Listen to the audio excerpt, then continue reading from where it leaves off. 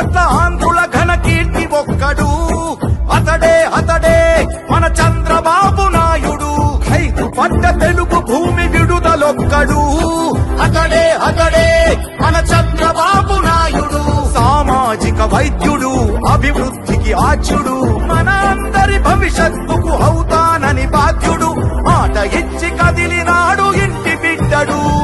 జయ హో చంద్రన్న నీకు వందనం, నువ్వు చెప్పిన ప్రతి పథకం ప్రగతి సాధకం.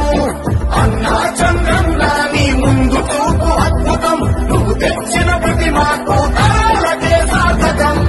మనందరి ప్రియతమ నాయకుడు ఎన్టీ రామారావు గారి కళ.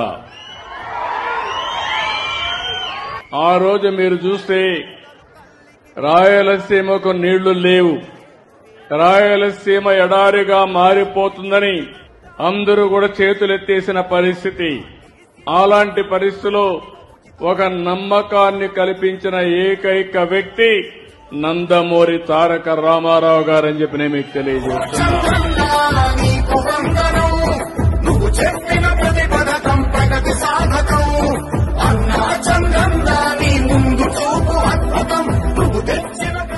నేనన్నా రాయలసీమని రాళ్లసీమ కానీయను, రతనాల సీమ చేస్తానని ఆ రోజే చెప్పాను.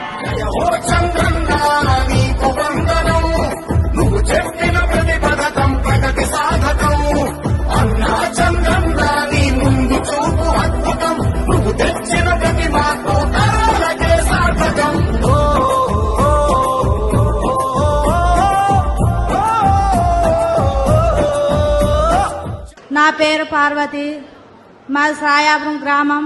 మా ఆయన పేరు బాలును. నాకు 4 పిల్లలు సార్. మా ఆయనకి ఆరోగ్యం బాలేదు సార్, కరెంట్ షాక్ కొట్టి. ఏం చేస్తారు చెప్పమ్మా? 4 పిల్లలు సార్. 4 పిల్లలు అయితే 3 ఆడపిల్లలు సార్. ఉన్నారమ్మా? ఉన్నారా? 3 వాళ్ళే సార్.